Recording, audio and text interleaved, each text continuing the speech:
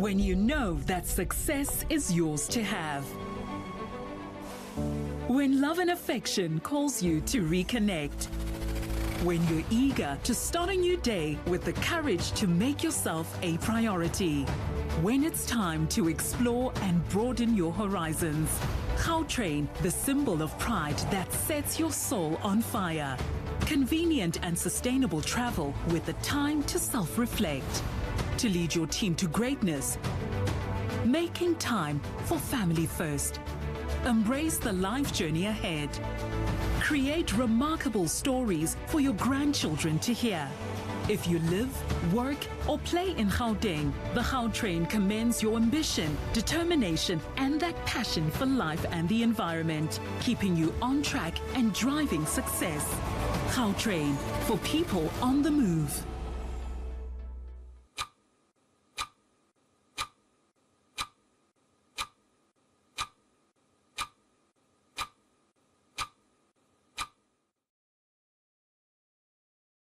Knowledge Seminar 2022, and this year's theme is Action Learning for Innovation in Public Transport. I'm Tim Modise. The GMA, that is Gautrain Management Agency, and the GCRO, Gauteng City Region Observatory, concluded a knowledge exchange partnership. They had a memorandum of understanding in the first quarter of 2020. And this partnership is aimed at enhancing the research capability and to strengthen the knowledge sharing initiatives in the public transport sector. In October and November of 2020, the GMA and the GCRO hosted the third installation of the Public Transport Knowledge Seminar, a series of virtual webinar engagements. The thematic focus was on public transport recovery after the COVID-19 pandemic. To ensure continuity and leveraging on the gains made from last year, the GMA and GCRO in partnership will be hosting the fourth installation of the Public Transport Knowledge Seminar. In 2021, the world and South Africa were still very much gripped by the COVID-19 pandemic, and that uncertainty did bring up a lot of challenges. The unprecedented global and local challenges the pandemic brought in such a short period did demand attention and continue to demand such attention. We cannot afford to apply typical problem-solving approaches and solutions to the challenges that are being faced today.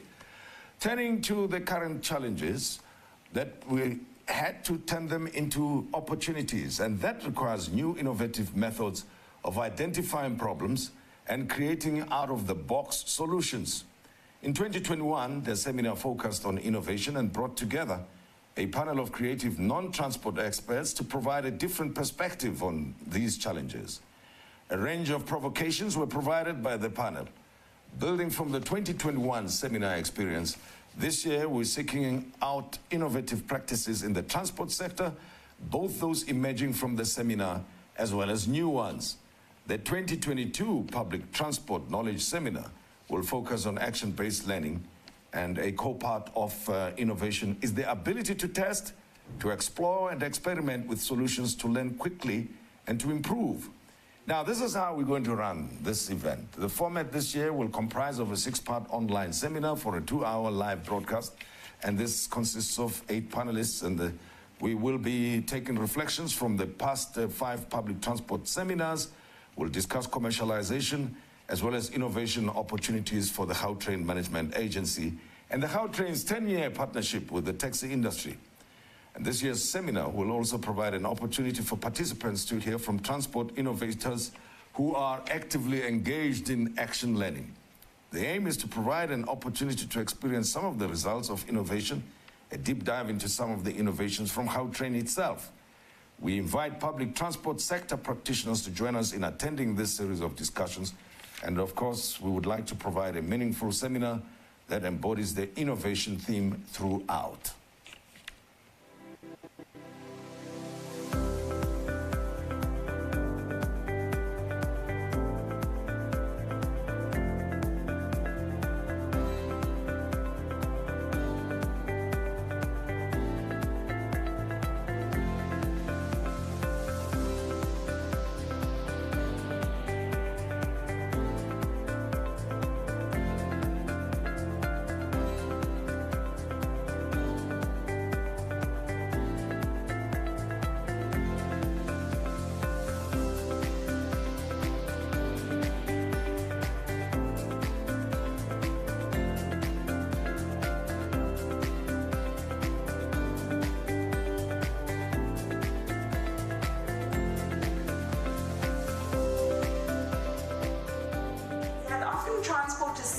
transport for labor, where we're taking workers from the dormitory cities, dormitory towns, and we're taking them to places where they need to work for 8 hours. We take them home and leave. On a weekend or after hours, when you try to take that same transport, it's much more difficult. We're not thinking about the mothers who are at home for whatever reason, or the care workers who are at home for whatever reason, who need to work use the transport during the day to live their lives and to manage their lives. This is what the country now looks like. 57 million people. Where are those 57 million people? Well, 60 to 70% of them are now in cities. They're urban or peri-urban. So transportation mobility in South Africa for the majority is now urban, and very soon it's not just about the urban, it's about what we call the peri-urban, is how do we connect that donut around the city with the city.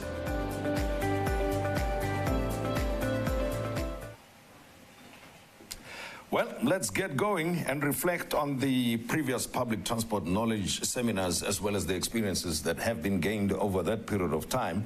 And my guest panelists are Mr. Siyabonga Mabaso, who's a senior executive responsible for technical services. Pleasure to have you with us. As well as Jeff Bickford, who's researcher with the Gauteng City Region Observatory. Gentlemen, welcome. A pleasure to have you share your thoughts with us. Let's reflect on the public transport knowledge seminars that we've had so far, the different themes over the years. Starting with you, Siya. Thank you, Tim. The objective of the seminar has always been very clear. You can see it from the theme, is to share the transport knowledge. So that is, excuse me, that is what has happened over the past. We've made sure that we share the public transport knowledge with the various stakeholders. But it's not only transport information from the transport practitioners themselves. We've also made sure that we share public transport and insights from research institutions, from academia, specialists and institutions, and also from the users of public transport. Because that is when you get the proper perspective of what public transport is and what are the experiences that the people are experiencing when they are using our public transport. So that has been our overall theme, to ensure that this knowledge is shared, and the learnings that we get from public transport, as well as, because the learnings help us to be able to improve our public transport. So that is what has happened in the past few years. Jeff, as a researcher, you would have a sense of what the public transport users, the commuters, expect from the providers of these services. Typically, what would you say those are? Yes, as the Gauteng City Region Observatory, one of the core areas of the partnership is around the knowledge seminar for exactly that reason. It's an organization that collects a huge amount of data, research, and is in touch with what's happening in the broader city region.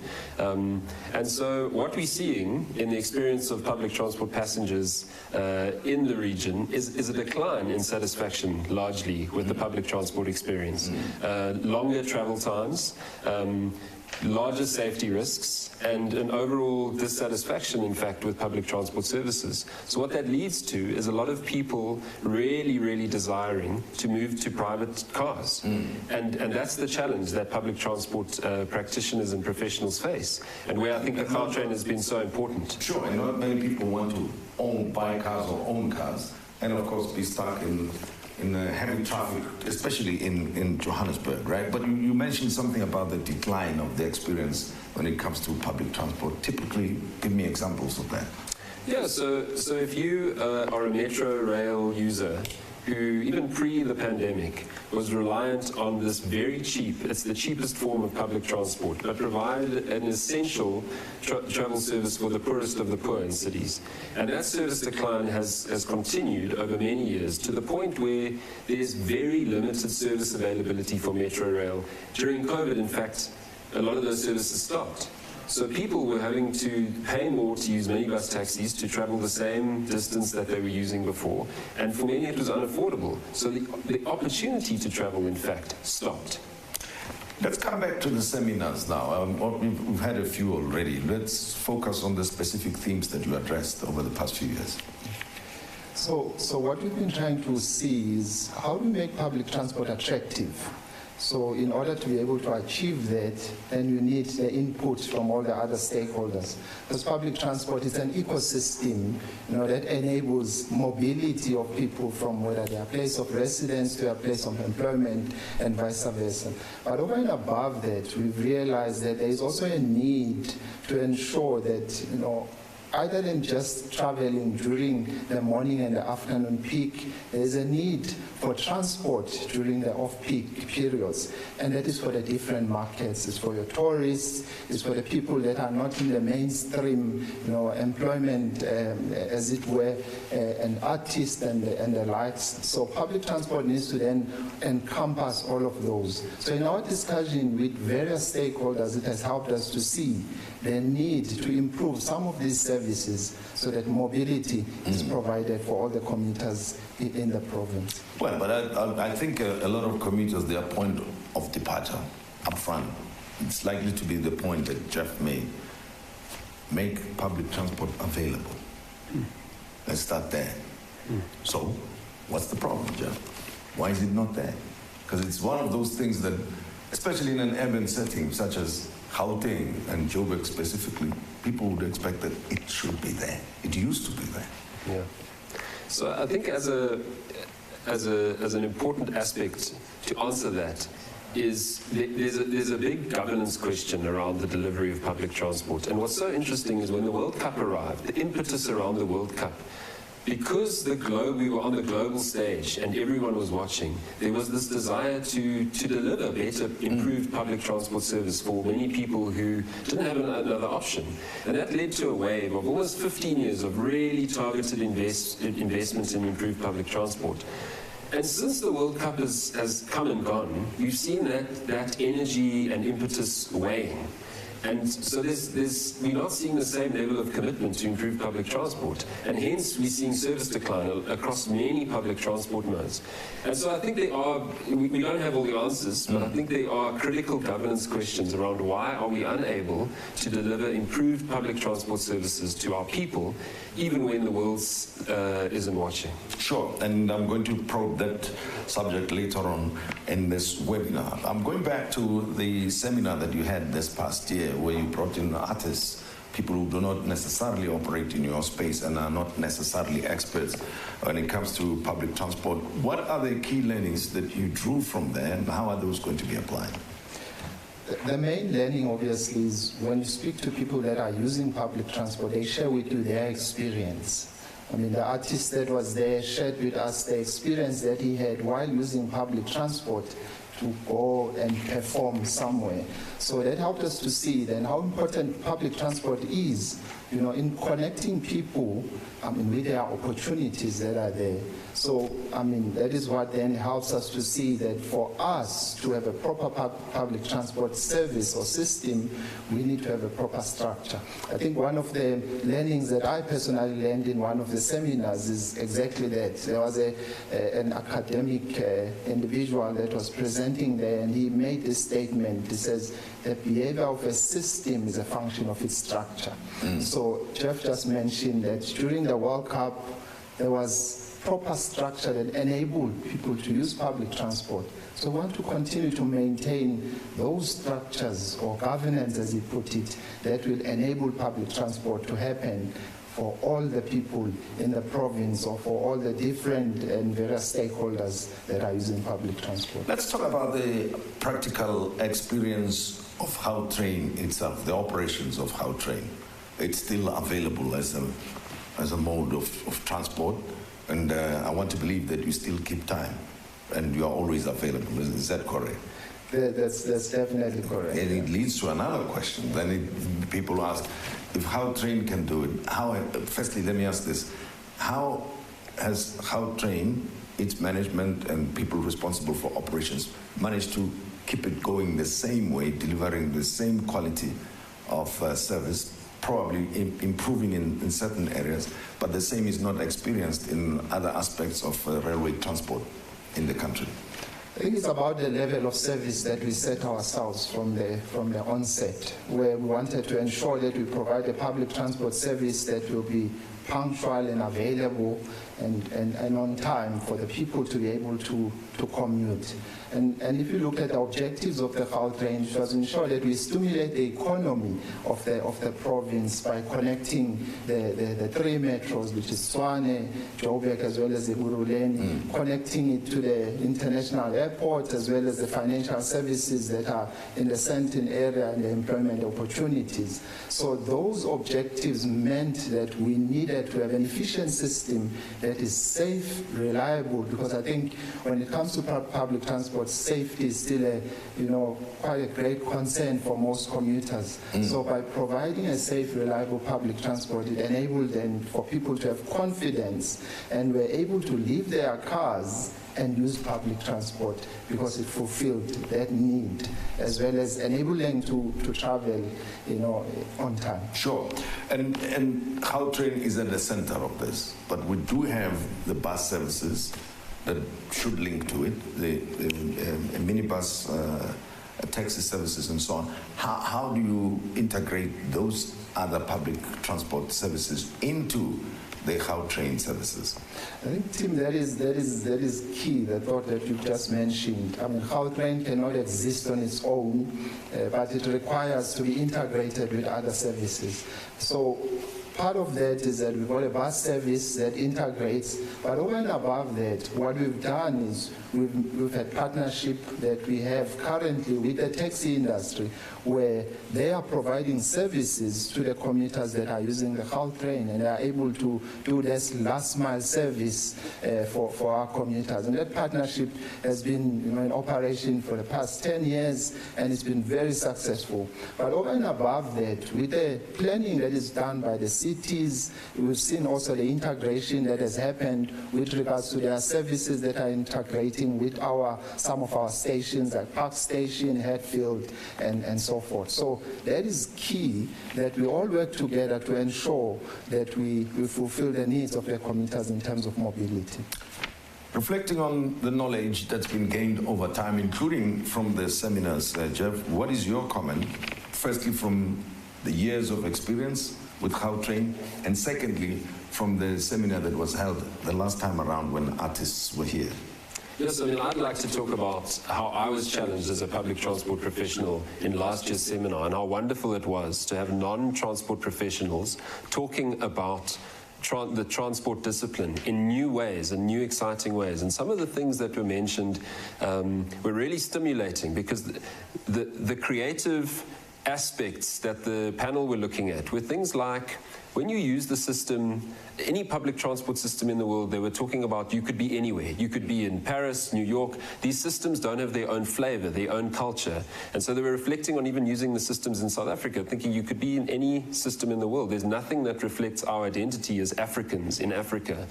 And they were essentially challenging transport professionals to think about the kind of environment that's created by virtue of being in public space using public transport. And where are the cultural artifacts, the things that stimulate your society and educate people about your culture and your heritage. And so that was one point which I thought was absolutely fantastic, and an opportunity to improve the way that we see ourselves as South Africans and as Africans. And then just one second point was this notion of innovation. And I think the panel really challenged us to think about, what is innovation really? It's about trying new things. And in order to try new things, you have to move into what they termed the liminal phase, which is the phase where you actually don't know. You've left the platform, or you've left your comfort zone, and you've moved into a space that you don't know.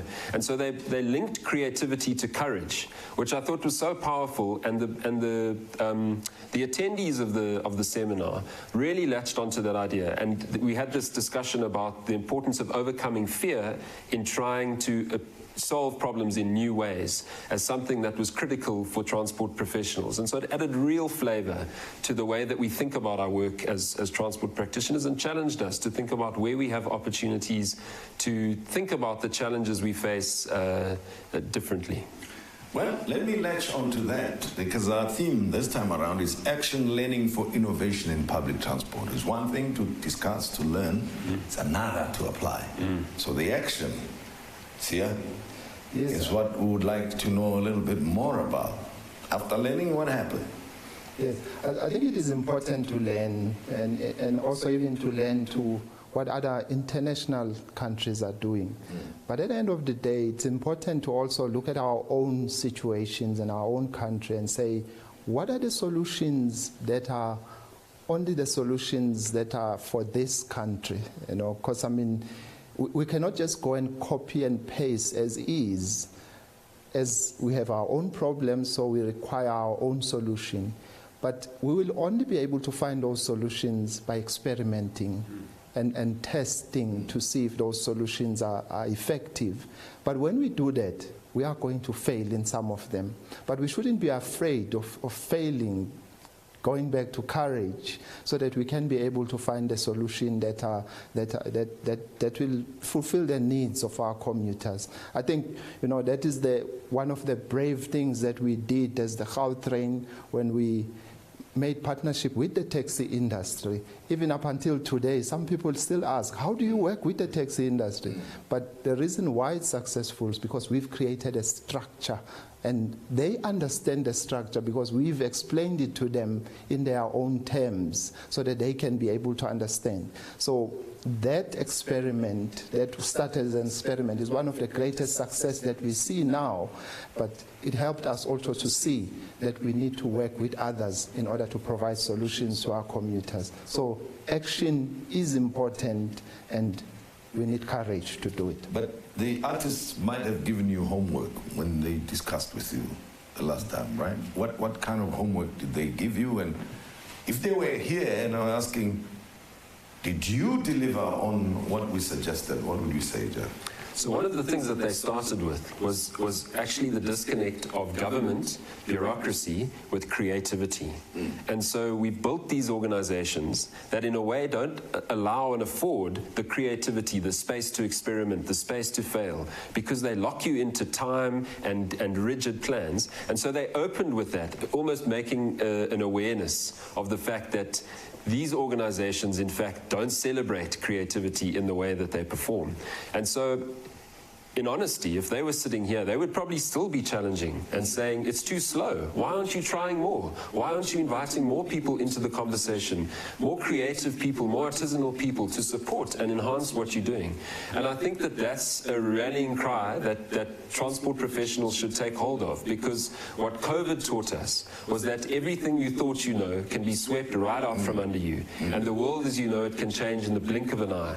And having more people who understand problems differently allow you to enter that new world with more confidence and, you know, and more courage. And so I think they would be challenging us. I think they would be saying we haven't done enough.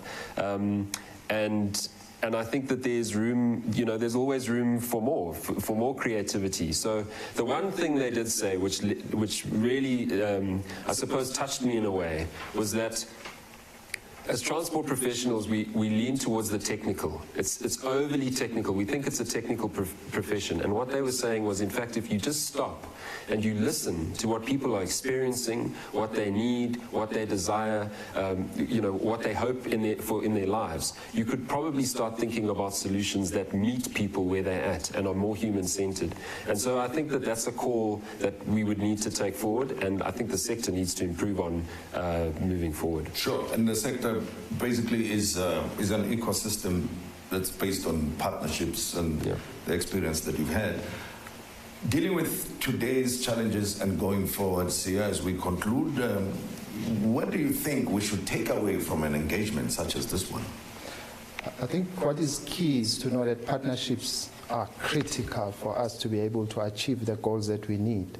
I think we've done well in partnering with other public transport sectors or stakeholders, but what is even more important is to partner with the commuters. Let's partner with them and really, just as Jeff mentioned, understand their needs so that we can be able to provide the solutions that are required. And at the same time, what I've also learned in my experience is that there's so much that you can learn from those stakeholders. So it is for us not to partner with them because we want to tell them our plans, but because we want to learn from them so that we can be able to implement the solutions that fulfills their mobility needs. Siyabonga Mabaso, thank you very much. Senior Executive responsible for technical services We appreciate your insights and your input. And Jeff Bickford, researcher with the Gauteng City Region Observatory, thanks again for sharing with us your own experience and observation. We'll continue with the discussions around action learning for innovation in public transport.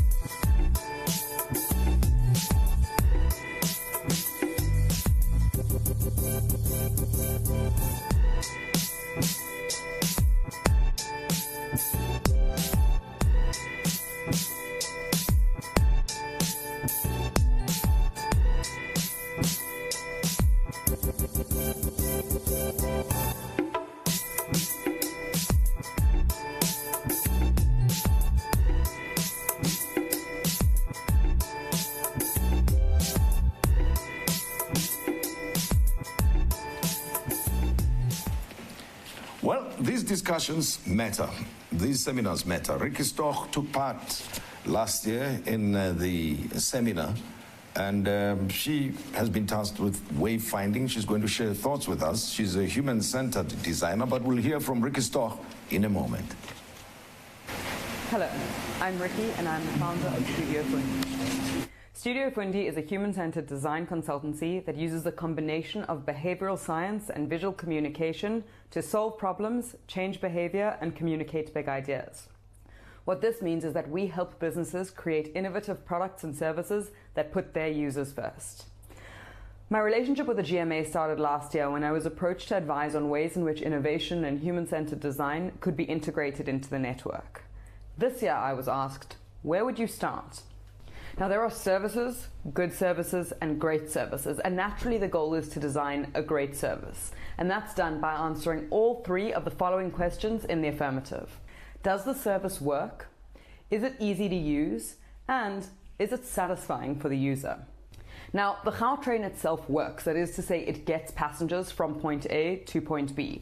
But for many, it's not that easy to use. And there are several reasons for this, but my gripe, and that of many others, is that the network's wayfinding is particularly confusing. At this point, it's important that I explain what I mean when I say wayfinding. Wayfinding are the mechanisms that help individuals navigate a space and can be both explicit, like signage, or implicit, like the direction of an escalator. And these variables can be changed and adapted to help individuals navigate using both their conscious and subconscious. And so when I was asked where would I start, wayfinding was my immediate suggestion, and that's exactly what we did. What I'm going to tell you about today is the results of the research we conducted in the first of a three-phased project towards improving the passenger's experience on the Gautrain. With that in mind, I'd like to start by saying that there was an overarching theme that came out of my research, and that is that the wayfinding on the network was not designed with the nuance of a South African culture in mind. And the more time that I spent on the network observing passengers and talking to the security staff, the clearer it became that the design of the network's wayfinding is deeply rooted in that of an international rapid transit network, such as those in London, New York, or Paris. The first way that this lack of nuance displays itself is in the way that South Africans define what it means to be lost. Regardless of the station I was on, I would have a variation of the same conversation with the security guards. I would ask, do passengers get lost on the network? And the guard would reply emphatically every time that they didn't. I would then ask, do they ever ask you for directions? And the security would laugh and say, yes, all the time, it's a huge problem. And there were several reasons that they gave for why they thought people were asking for directions, but ultimately, and as someone who's currently commuting between London and Johannesburg, I can say that this interaction is very indicative of South African culture. In London and in other international metropolitans with bigger and more established transit networks, a passenger is considered lost if they can't find a sign. In fact, in my experience, especially in London, passengers would rather be lost than ask for directions. On the Gautrain, the opposite is true. The passenger is considered lost if they can't find someone to ask. South Africans would rather ask for directions than find or read the signage. In reassessing the network's wayfinding, we need to strike the balance between the locals who default to asking for directions and the tourists who would rather be stuck in limbo between escalators in search of a sign telling them which way is up and which way is down. The second big issue I found is that the network signage relies on the passenger knowing not only the direction of, but the relationship between the north, south, west, and east of the city. Unlike Manhattan, which is built on a grid, or London, where every road has a postcode that corresponds to where you are geographically, Johannesburg is a sprawling city, and the majority of the residents know three things. Soweto is in the south, Sandton is in the north, and broadly speaking, the airport is somewhere in the East Rand. Beyond that, our understanding of how these landmarks relate to one another geographically is relatively non-existent. In the context of the Gautrain, this is a problem because the line names and signage is entirely determined by north, south, west, and east. The fact that Sandton is west of Marlborough doesn't mean that a Joburger will intuitively make that connection, because to a Joburger, Sandton is north. I use Marlborough as an example because this is one of the stations that causes the most confusion, but the problem is network-wide. This is my favorite example at Hatfield, where the station has one line, two trains, and they both only go in one direction to the same destination. Still, I watched passenger after passenger stare blankly at the signs and then ask for directions. South Africans navigate using landmarks, and the signage needs to reflect that. The final problem I isolated is that there simply aren't enough maps on the station, and where there are enough maps, they're often aerial maps which are hard to understand or are poorly located. I had one particularly enlightening conversation with two security guards at Park Station where I was told that in fact there were too many maps on the platform, but that passengers could only find them if they were shown where they are. For wayfinding to be effective, a passenger should never have to actively look for a map or a sign. There should always be one within their line of sight. I could go into a lot more detail, but for now I'll say that the research is done and it's time to design, iterate, innovate, and improve the Gautrain signage by strategically using both explicit and implicit interventions to improve the passenger experience on the network. Thank you. And thank you, Ricky. And now, this next panel, we are going to talk about innovation in the public transport sector, but talking about other partnerships. Lindiwe Matebula is the Gautrain Management Agency specialist for transport planning. And Lindiwe, thank you for joining us. Olivia Maponya is founder, executive director of Kopano Bus Company. Thanks again, man, for joining us. Now, Kopano Bus Company is based in Limpopo, right? Yes. And then we are here talking Gautrain and public transport here in Gauteng. I know a little bit about why you are here, but I would like you to tell me a bit more about the relationship that you have with public transport, especially Gautrain's perspective on public transport. Thank you so much, Tim. I think, let me give a background of Kopano Bus Service. Yeah. Kopano Bus Service is a commuter transport company. We operate in similar services as Gautrain on the bus side.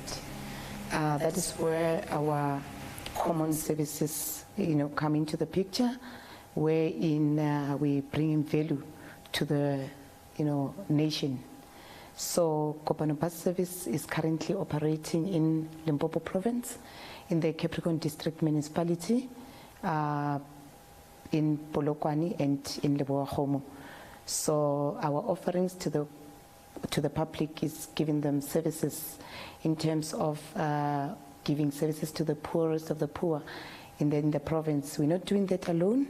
We're doing that on behalf of the Department of Transport. So that's where we offer our services to. Okay, well, we'll talk about action or innovation in action in the public transport sector in a moment, but I'm also curious about partnership with the taxi industry. Lindiwe, from Gautrain's point of view, what kind of partnership do you have with the taxi industry? All right, so I think it's over a decade ago, just over a decade ago, we celebrated the 10 years of this partnership last year.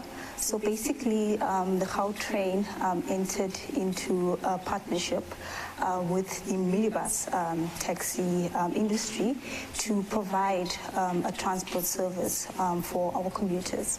And I mean, this partnership, the overarching reason behind, this partnership is the legislative mandate by the GMA Act to integrate the Gautrain with other modes of transport, which then also include the taxis. And I think after the construction of our station at Marlborough, there were no Gautrain buses operating at that station due to a demand forecast study that was conducted prior to the commencement of the project. So there was a need then to provide a first and last mile solution for passengers from Marlborough Station.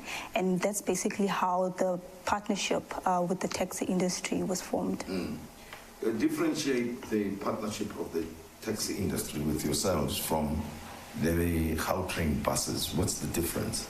All right, so the Gautrain buses are part of the concession agreement. You know that the Gautrain is part of a PPP project where we do have concession partners, and the Gautrain buses form part of that concession agreement. Whereas with the minibus taxi industry, that was basically a variation from the current concession agreement, and that's how we basically entered into that partnership with the minibus. How does it work? I mean, are they being subsidized in any way? Yeah, so through this innovative contracting model that we have developed, that basically enables the minibus taxi industry to contract, with the Gautrain to provide, a transport service. Yeah, so that's how, it was really formed. And you're happy with the partnership so far, and why is that? Yes, so actually let me just go back to the subsidies as well. As part of the contracting model, we have developed a financial cost model that basically assesses the financial viability of the service, but we also calculate the operating costs, labor costs, and also some profits that are embedded onto that model. And that's basically how we subsidize, the taxi industry through this financial cost model. I'll come back to that point because there might be a lot of lessons learned that can be expanded to other parts of the country. Let me go back to you, Olivia, and talk about Kopano bus service in Limpopo, the Capricorn region in particular. We're talking innovation in action. In your line of business, how do you express this innovation in action? Thank you. Understanding innovation is creating value. But how do we create that value? We create value through knowledge and through science.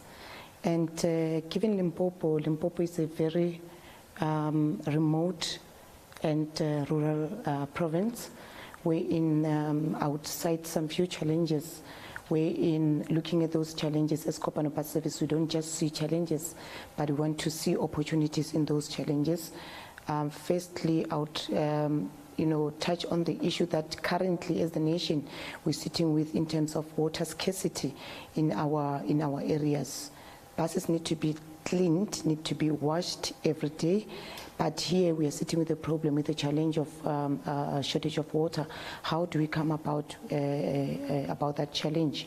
So we are currently, doing studies in terms of having a new technology wherein we can clean our buses without using waterless kind of system that will assist us in terms of saving the little that we can have for people's consumption. And another thing, looking at the industry in general, we understand that transport industry is still male dominated. As the Kopano Bus Service, we have thought about that and say, okay, we cannot leave this situation like that. We need to contribute back to the community, back to the society. How do we get around that? As I've indicated, that we are a subsidized operation wherein Department of Transport also contributes to our business financially. We also need to extend our hand in terms of reaching out to these communities. So currently we have embarked in a program wherein we are in the process of recruitment, as we're talking now, recruiting 200 youth females, so that they can also come and contribute significantly in the economy within the transport sector. So we're going to train them from having nothing in terms of driving skills. So we're going to train them and give them the driving skills and defensive skills, so that those are some of the modules that will come with the program, so that once they're done with the skills program, then they will be given opportunities to contribute as well in the economic sector within the transport sector. But we don't want it to end there. We need to create more leaders in the transport industry. It is not okay that when you go out, meeting, other leaders in the industry, you still find yourself being the only woman or only 2 women out of 50 men who are in the industry. Is still, for me, I think it's about us women also to contribute back to the communities for opportunities that are there, to say, come on, ladies, there are opportunities here, come and join us so that we can grow the transport economy together. And any particular lessons that you may have learned in your partnership with Gautrain as you interact with them, and of course through the public transport knowledge seminars such as this one? Very true, yes. We're looking at knowledge management. Knowledge is power, and I think the mistake that most of the organizations are doing is that whatever that we do today, we forget about it, we move on. We forget that what we do today is building up as the basis of what will happen in the future and tomorrow.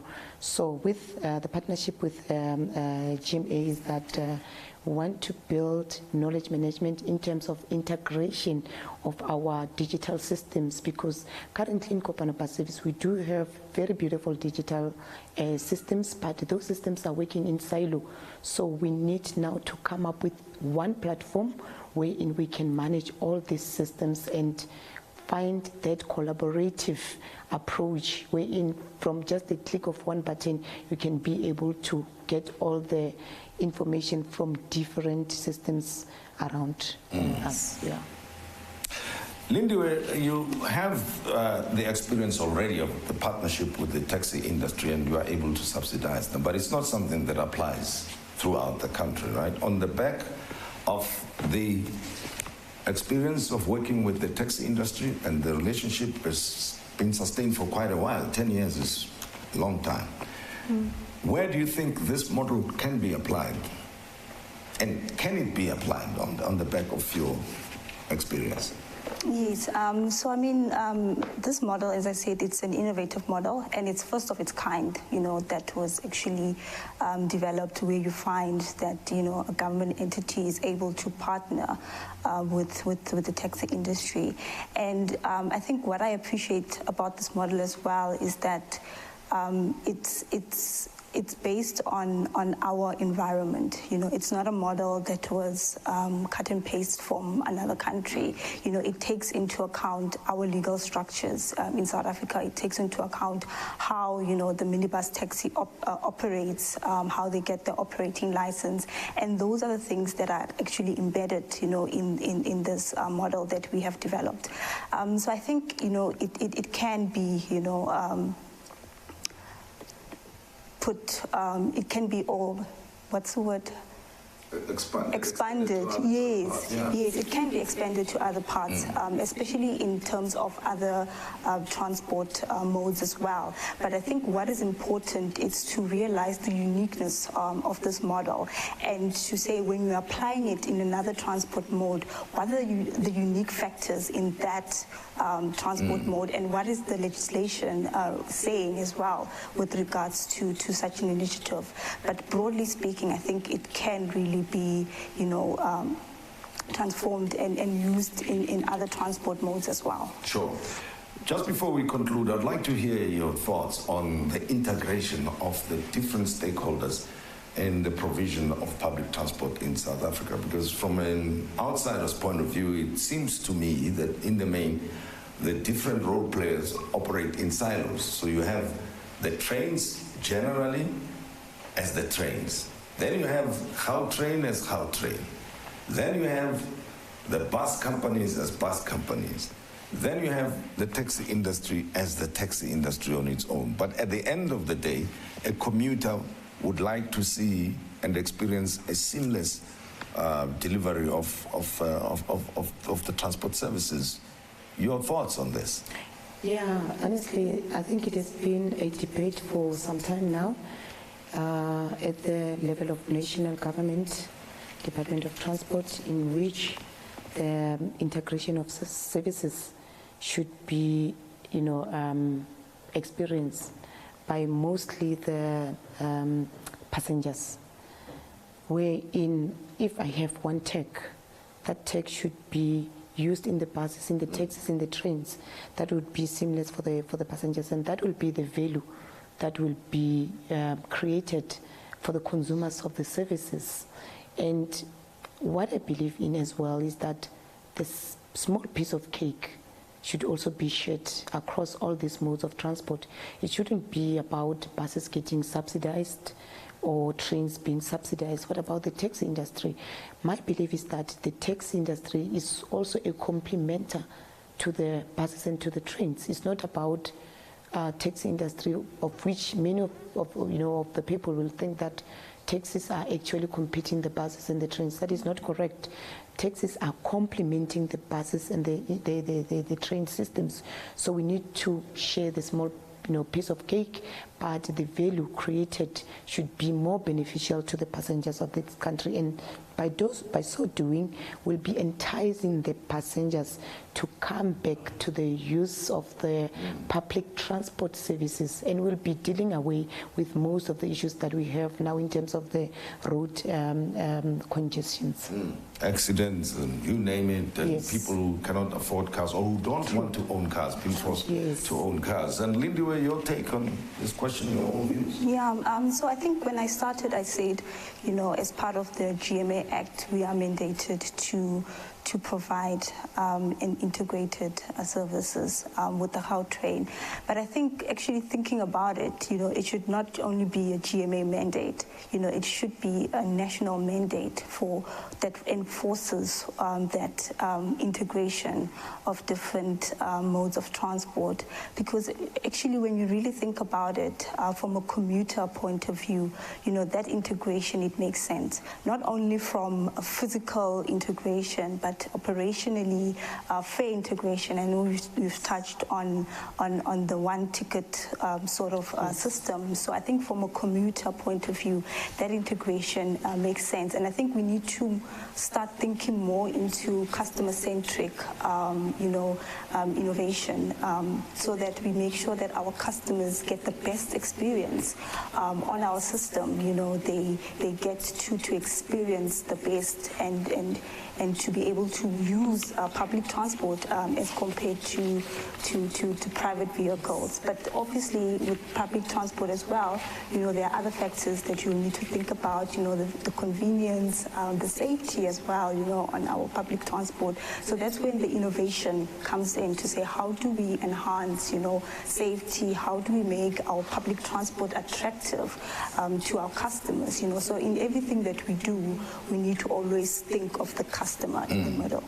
The experience and the value. The value, definitely. And all the issues that you've mentioned, safety, cost, and all of that. Yes. I appreciated your inputs, ladies. Thanks very much for talking to me about your special areas of work and expertise. I appreciate that. Thank you for having us. Olivia Maponya and Lindiwe Matebula, thanks again. Now, we're going to talk about application of knowledge and innovation based on the experience since the establishment of Gautrain. What have we learned over the years? And what is there still to be done? Jacques van der Merwe is going to talk to me in a moment. It's the Gauteng Transport Authority. We'll be talking to him shortly. Thank you.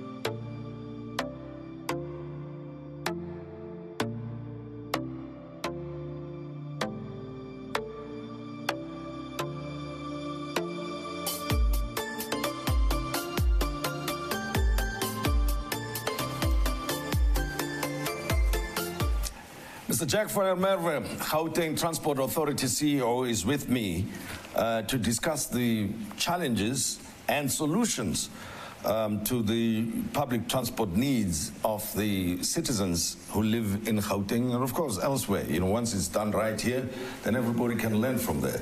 And you bring with you, Jacques van der Merwe, experience. I mean, you were there in the early days of the planning and the setting up of the Gautrain. Let's just briefly reflect on how the whole Gautrain project was rolled out. Well, I went to Germany with Turkish Equator in June of 1997, where we went to Bavaria, and he said to Herr Ströber, the Chancellor of Bavaria, we had to buy a train, and Jacques van der Merwe was going to buy it. So that's where we started. Yeah. And it's been a, well, I left the train in 2020. So. Yeah. But quite an experience and a half, I suppose, right? And we've been talking about integration of public transport in Gauteng for quite a while. You are now the CEO of Gauteng Transport Authority. What are you working on? I mean, what is your focus? Well, it was discussed earlier today, is that you need an integrated public transport plan, because any form of public transport has to link to the next one. Because the biggest loss in time is actually when you transfer modes.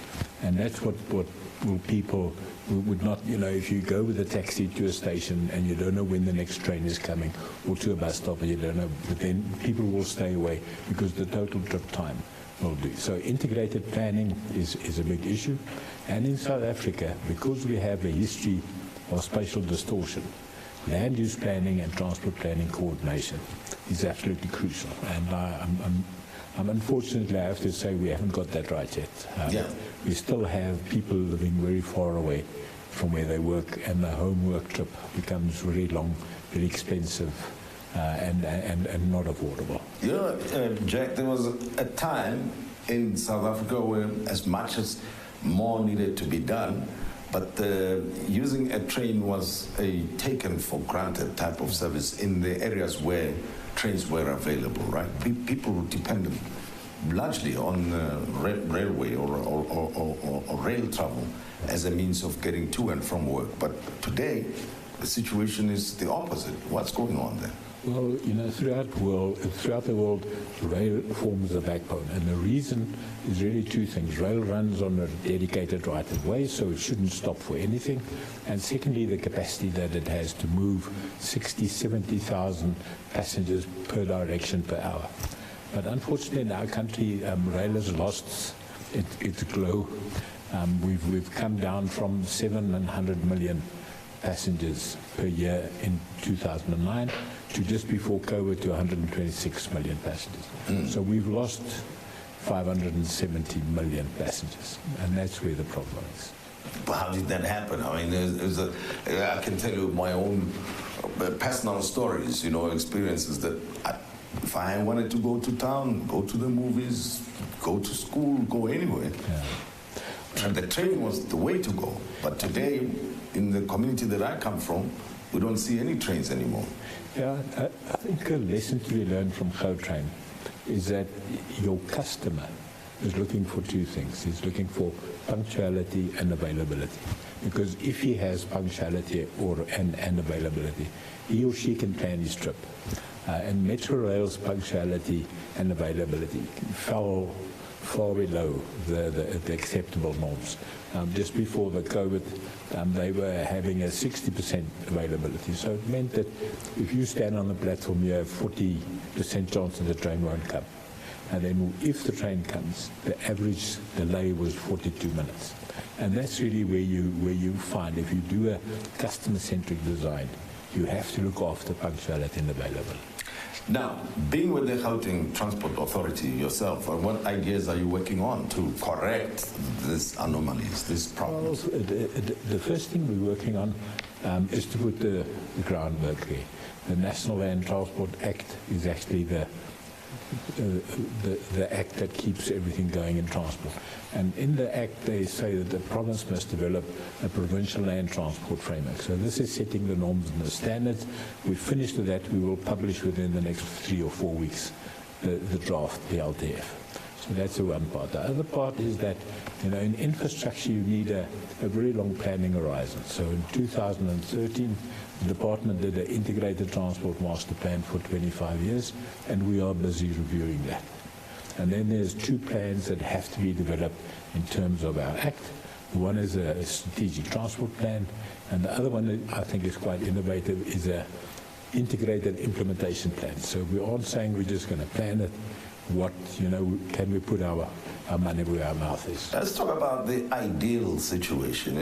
We live in a highly urbanized region of the country with 3 major metros, Tshwane, Joburg, Ekurhuleni. And I know there was talk at some point that people who live at least in those 3 metros should find it easy to commute anywhere, anytime, and find cheaper modes of public transport. So what is the ideal means, you think? Of course, the more usage you have of public transport, the more affordable it can be because your income stream is improving. What we have as a negative in Gauteng, we're only 1.42% of the land area. We have 25% of the population here. So congestion, pollution is a big issue. So we have to find a solution that will address the environment, that will address these delays we have in that. And the only way to do that is to move towards public transport. We are in the changing world of transport, where I read this morning in the newspaper, they will not allow internal combustion engine car to be built in Europe by 2035. So you won't be able to build a car there anymore. It has to be either hydrogen fuel cells or battery. This is only 12 years away. 12 years away. And you know, if we look at us, we have a very good motor manufacturing industry in our country. We export 200,000 units per year.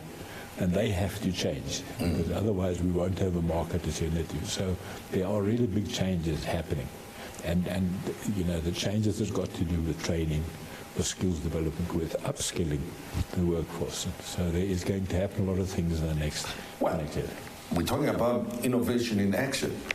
Yeah. Right? In this discussion and this webinar. But there was talk some time ago that we will have one ticketing solution for all modes of transport in Gauteng. What happened to that? I mean, taking advantage of modern technologies. Yeah. And of course, we talk about smart cities as well, integrated living areas and people working closer to their homes or homes being closer to work, all of those things together. But yeah, technology. Yes, we actually, the GMA has contracted to do that one ticketing. The only thing about one ticketing is that the hardware and the software for the ticket itself is relatively easy. But you need a back office. You need a back office of banking that'll read your card and take the money to the right owner. And in South Africa, we have a lot of people who are not bankable, who don't have bank cards. So our single ticket will work on a prepaid system. So there are a few challenges, but we are getting there. But the different role players, are they buying into this new approach or not? Because, you know, let's tell it the way it is. The way of thinking is different from one role player to the other to the other. Others are receiving subsidies, others are not. Yeah. Yeah. Now, there is a buy-in of this, and you know, every premier that we've had, it's non-negotiable. They want the one ticket. It's just that when you go overseas, you can take your credit card and you can tap, and there's an algorithm that runs to see what the cheapest. That to us is not possible because we don't have, everybody doesn't have access to a credit card. Now, we spoke about the different plans as well as laws that are going to be passed and documents that are going to be made public for comment and so on. But when are we going to see, in practice, some of the ideas being applied? Well, I think as we're rolling it out, you will see now at the end of the month when we bring out the PLTF, the Provincial Land Transport Framework, what is our plan? What is the umbrella under which we want to do it? I think another thing that TAG is doing is moving closer to local authorities, because if one talks about public transport and we have a global city region where when you travel, you don't know whether you're going from Tshwane into Ekurhuleni into Johannesburg. It's an invisible boundary that you're going to. So how do we bind them in? And what the legislature has done is that my board consists half of people representing the local authorities and half transport experts. So we're moving there, but I can sense your frustration that it's not moving as fast as we thought. And I think we're putting down the building blocks. We're busy with the BRTs. We're busy with refurbishing Metro Rail. So I think at some stage in the near future, these things will come together. Jack van der Merwe, thank you very much for talking to us. Oh, it's a pleasure. Thank you. Thank you.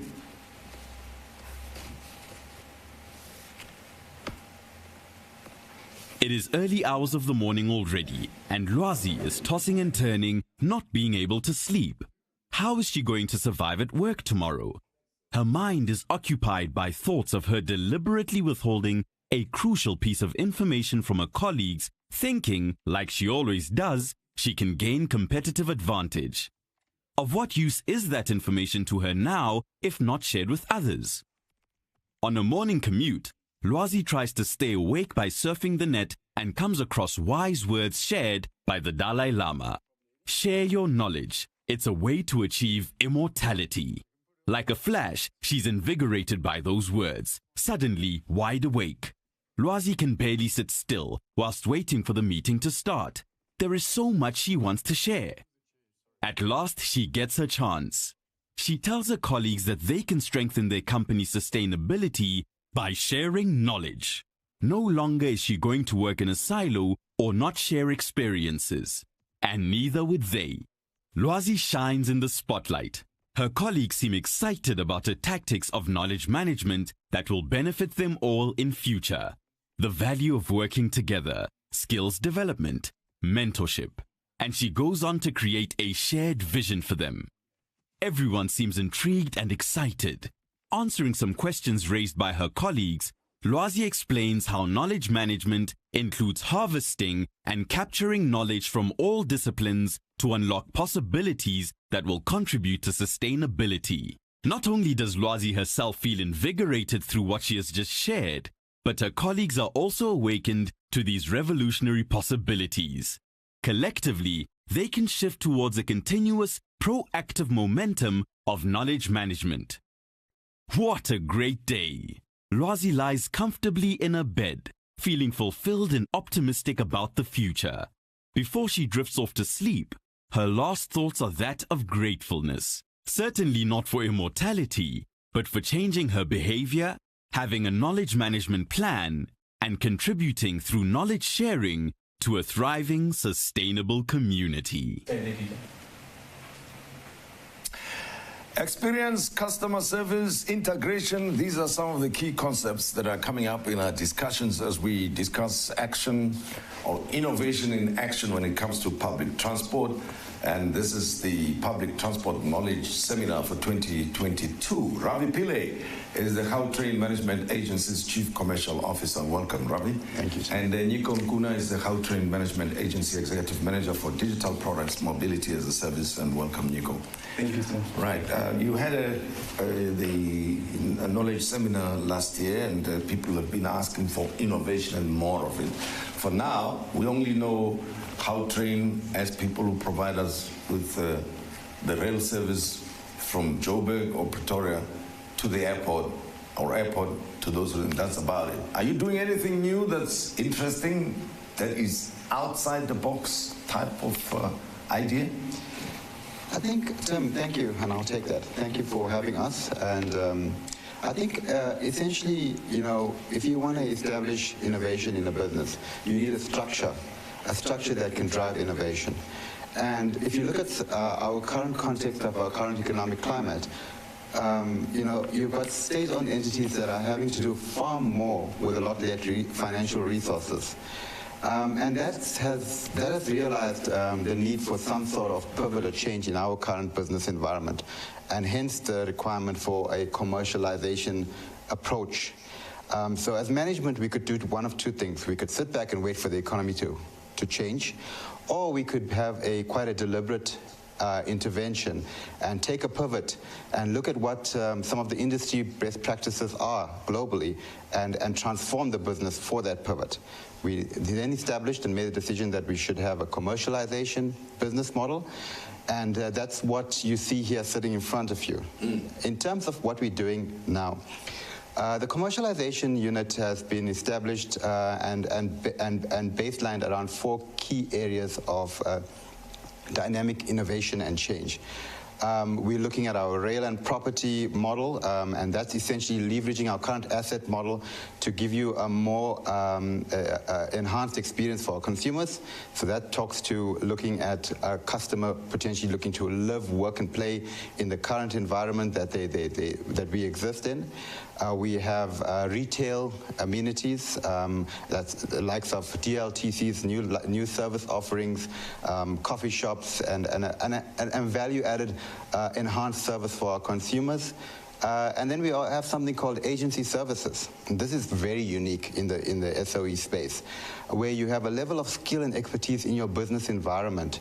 that you can then offer and support other institutions with in terms of helping them drive and deliver their mandate.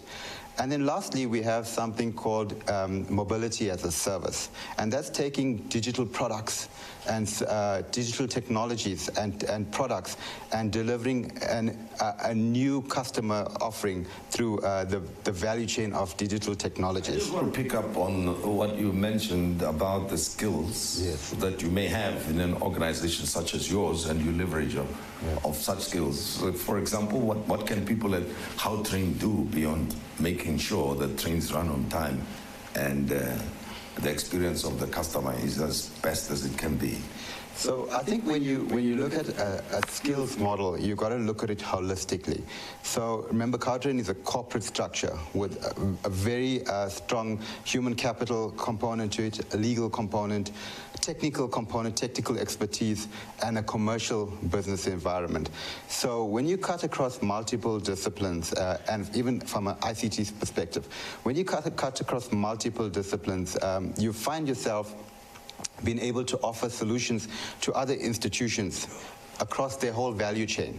And by doing that, you tend to become a versatile offering. So our skill sets are not unique to technical solutions. Sure. Our skill sets are unique to changing institutions holistically. And that's part of what the Growing Gauteng Together mandate stands for, improving our state-owned institutions and making them more robust. So we believe in Gautrain that we have a structure and an institutional capability that can help transform many institutions in driving their future growth.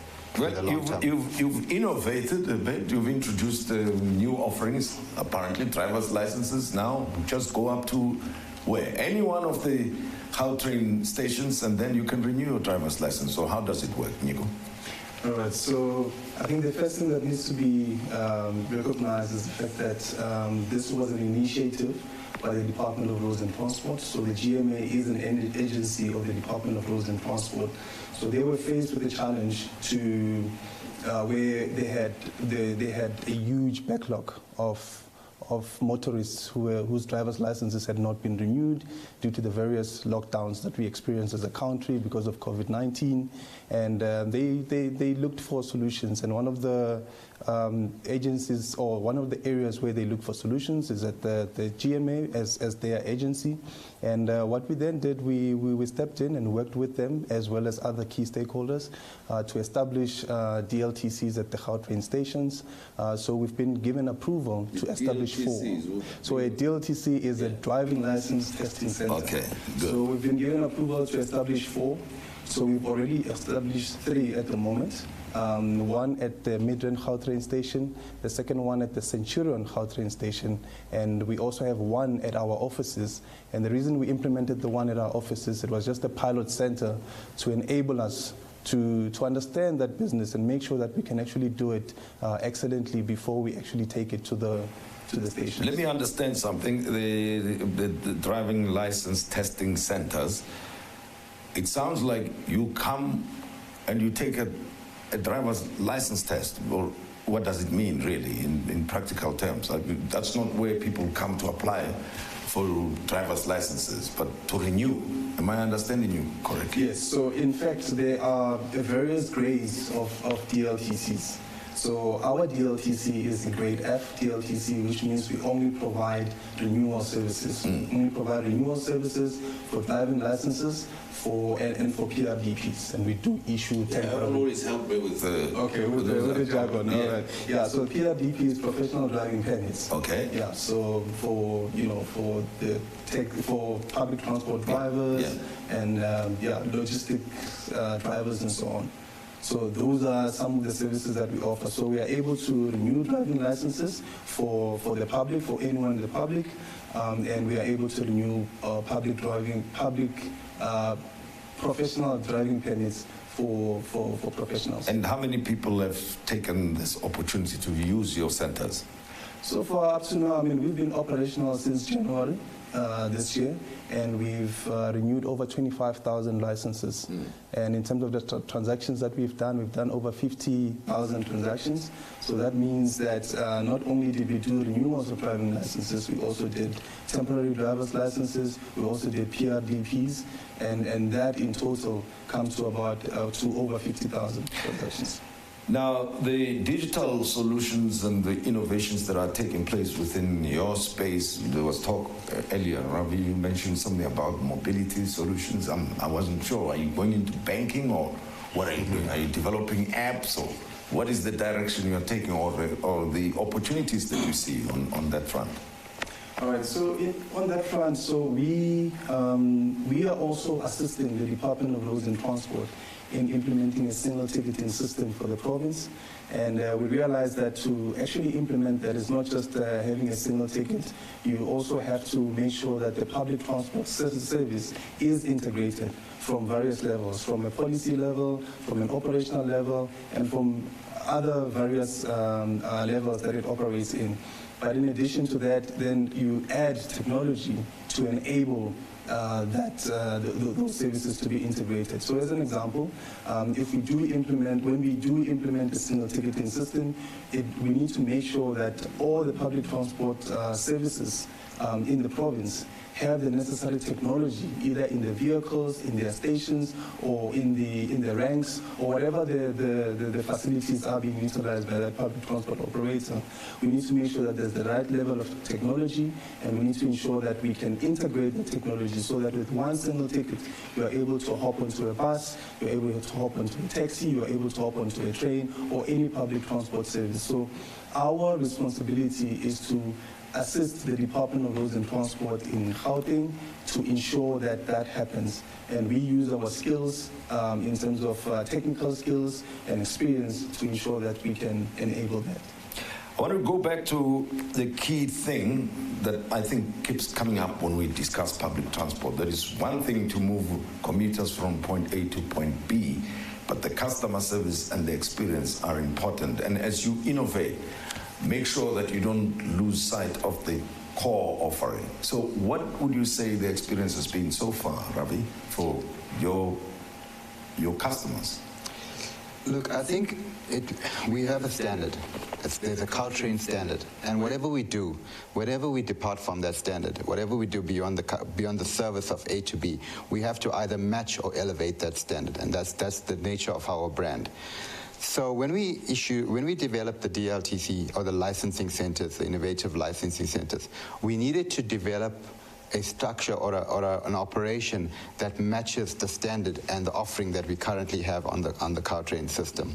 And hence the requirement for innovating in terms of the overall asset, the infrastructure that we put down, the digital technologies that we put into it, the nature of the operation and the services, and also the workforce that we've trained and groomed into offering a value-added customer service that meets the brand and associates with the brand. So when you walk into our licensing centers, and this will be the precedence for anything we put forward going forward, you will have an experience that you've never experienced in the public domain. Okay, and that's because we've associated it to the nature of what the Gautrain brand stands for. As you walk in, the nature of where you address, the type of technology that we're using in terms of advancing the offering, the time you spend at our facility, the fact that we're completely sustainable, we're off the grid, so we never have challenges with power. You will always be guaranteed. Never offline. Never offline, yes. You will always be guaranteed a level of service that is superior in the public domain. Sure. That's how we've driven innovation forward. And of course, with the digital solutions that you're working on, and as we conclude, I'd like to hear from you, Nico. What can your partners learn or benefit from the innovations that you are introducing? Thank you. So I think starting with the DLTCs, so the innovations that we've implemented were meant to enhance customer experience, to make sure that the service has been improved. So as an example, the time it takes to be processed at the traditional DLTC is actually a factor of the number of points that where you have to get serviced. So you have to go to a station to be examined. After that, queue on another queue to pay. So what we've done is that we've put all of that together on one desk so that a person is only serviced by one person. So that halves the time that the person has to, that takes a person to get their driver's license renewed. So the point I'm trying to make is that innovation needs to be anchored on customer experience or enhancing customer experience. So what I think our partners can learn and use out of this is that designing innovation, designing technology in such a way that it promotes enhancements of customer experience. And when you design whatever technology or whatever solutions that you provide or a service that you provide, you have to think about the customer at first and then use the technology as an enabler. And we have done a great job of implementing that, and we think that our partners in government and other institutions can be able to come to us and learn what we have done and be able to apply it in their environment. Ravi, last thoughts from you. I mean, we've heard about what you've done up to now. Any new ideas going forward that will definitely contribute to making Gautrain stand out? What are those? I think in the short term, we continue to create value-added services. I think that's critical. You know, enhance the customer experience, allow customers to gravitate towards stations, offer more than an A to B trip. So convenience, retail, coffee shops, places to meet, making stations rather destinations than points, points of departure. So that's what we're bringing into the system right now, and we're constantly creating to do that. But I just want to touch on one thing, Tim, around this, is that in order for you to drive this kind of agenda, you've got to be very intentional about what you're doing. You have to have a clear plan, you've got to be strategic about it, and you've got to have the right team, creative implementers, implementation as well as technical skills to deliver such a mandate, because it's a constant innovation process and you're constantly thinking through it. So you've got to have that in place in order to drive an agenda like this. Gentlemen, good luck and thanks very much for sharing with us the innovations that you're working on and the impact that they're having on your customers, the commuters, and of course the lessons that your partners can draw from this. I appreciate it, Nico and Ravi. Thank you. Thank you, Tim. So how it works is that as a citizen or as an applicant, the first thing you do is that you go to Natives Online. That is, you can get it on Google. You just go to Google and just type Natives Online. It will give you the link to the Natives Online web portal, where you can then make a booking. So how you make a booking is that you select the area that you want to renew your license at. So in our case, it's Midrand.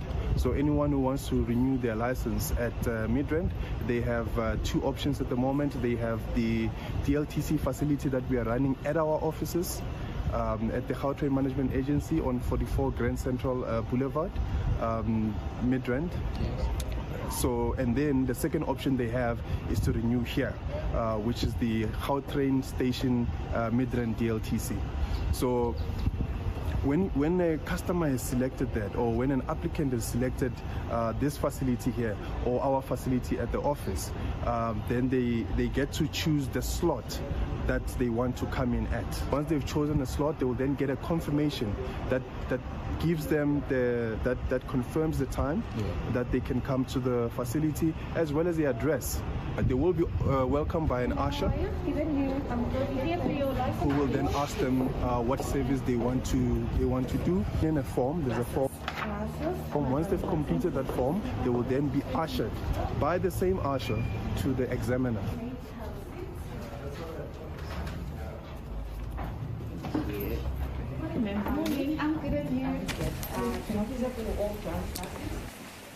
Well, we've had a very interesting discussion up to now, touching different areas of public transport as we try to expand on the knowledge that is being generated and has been generated over the years, particularly by Gautrain. Siyabonga, thanks very much for coming back and wrapping it up for me, I mean, from where we started to where we are now, what would you say the contribution is to the broadening knowledge or the broadening of knowledge in the public transport sector? Thank you, Tim. It's been such a stimulating discussion to hear, the other stakeholders in public transport expressing themselves of how they've acted in making sure that they innovate in public transport, as it were. So I think, the pinch points that we saw how important it is to collaborate, how important it is to share the stories or our journeys of where we come from and what impact we've had in public transport. It was stimulating to see that, and I'm sure the audience enjoyed the discussions that we've had. But I think what is key that we've seen is that it is so important to collaborate and form partnerships, not only with public transport in the industry, but also with other stakeholders in the research institutions, academic, but most importantly, as I said earlier on, our commuters are important because they will help us to bring the solutions that will fulfill their needs. Much appreciated. And your partners, is there anything that you want to address to them specifically that you think they would have benefited from this? Yeah, look, I think I would like to perhaps maybe use the opportunity also to thank the GCRO as our partners in doing continuous research in terms of public transport. And we're still going to continue to work with them and other partners. But over and above that, we also want to ask the youth in transport, the young innovators, to also come forward and contact us so that we can see how can they assist us as much as we've done all this great work and we're trying to collaborate with other stakeholders, but we need those young minds to assist us, in improving public transport, but over and above that, to tell us where we're failing so that we can be able to see how we can assist the people of the province to have mobility in a seamless way. Earlier, at the beginning of this webinar discussion, you mentioned something about people using the Gautrain specifically predominantly during peak hours in the morning and afternoons, and you said there's more that can be done in the day. What are you having in mind in that regard? Yeah. There's so much capacity that we have during off-peak, and it creates an opportunity for those that are doing shopping, the elderly, as well as the students, because majority of them also travel during those periods, whether they are attending lectures as well. So we've got a student product that we have that they can utilize as part of our system. So that is what we're encouraging all these young ones, the young minds, to use public transport, because public transport is actually the future. You've had a conversation earlier on with Jack. He always used to say, there's no sport like public transport. So they must come and enjoy the sport with us of using public transport, as it makes an impact in their lives and it takes them from point A to point B. Well, I'd like to thank you and your team for inviting me to be part of the deliberations this morning. I learned a lot from the public transport knowledge seminar that we conducted this morning. And of course, there are many more challenges still to be overcome. The customers are still there. They still want better experience. There's still better customer service to be offered. And there's innovation that we are working on, and we would like to experience it and see it in action. Much appreciated.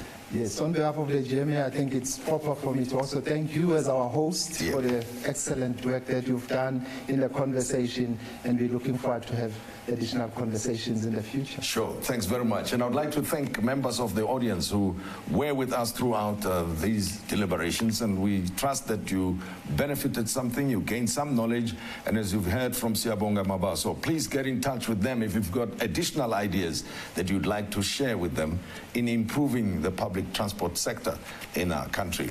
And from us, goodbye to you. When you know that success is yours to have. When love and affection calls you to reconnect. When you're eager to start a new day with the courage to make yourself a priority. When it's time to explore and broaden your horizons. Gautrain, the symbol of pride that sets your soul on fire. Convenient and sustainable travel with the time to self-reflect. To lead your team to greatness. Making time for family first. Embrace the life journey ahead. Create remarkable stories for your grandchildren to hear. If you live, work, or play in Gauteng, the Gautrain commends your ambition, determination, and that passion for life and the environment, keeping you on track and driving success. Gautrain, for people on the move. South Africa has 9 provinces, but one, Gauteng, is a little different to the others. It's so highly urbanized, containing 3 cities and several other municipalities, that it functions in many ways more like one big megacity. This megacity has been called the Gauteng City Region, or GCR. The GCR is dense. It's less than 1.5% of the area of South Africa, but contains a quarter of its population and produces a third of its economic output. The Gauteng City Region is also a political project to govern the GCR better and to address the inequities inherited from apartheid. There's a provincial government, 3 metropolitan governments, and several smaller municipalities, which share the responsibility of governing the city region.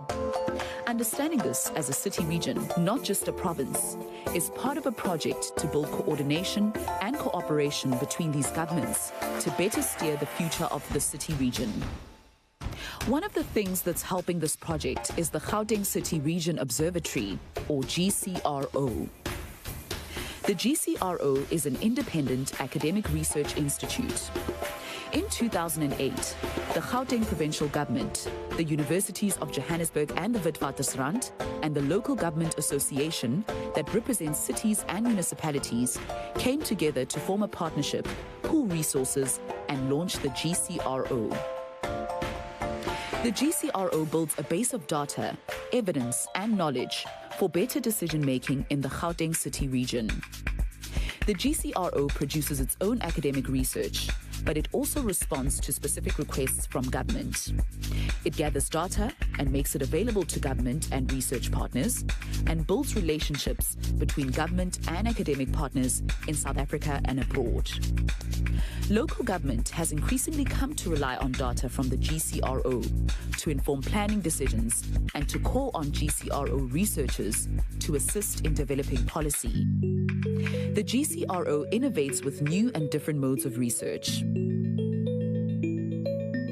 It runs the Quality of Life Survey every 2 years.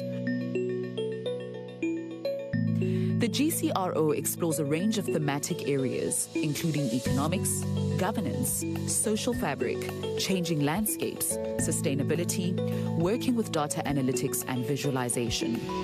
This work produces academic publications, including research reports and occasional papers, as well as books and journal articles. But just as importantly, the GCRO works hard to make its research accessible and understandable to the broader public. On its website, there are interactive maps that anyone can use to explore data about the Gauteng City Region, as well as visualizations and data-driven tools. Every month, the GCRO puts out a map of the month that shows something interesting about the city region.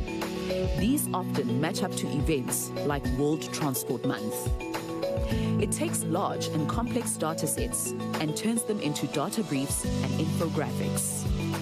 GCRO's research reaches across the world. The GCRO is a bold project.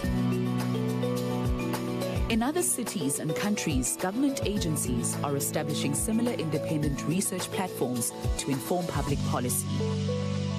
10 years ago, government and academia took a risk. Government provides money and impetus, and university provides resources, independence, and academic rigor. 10 years on, the risk is paying off, and the results are evident.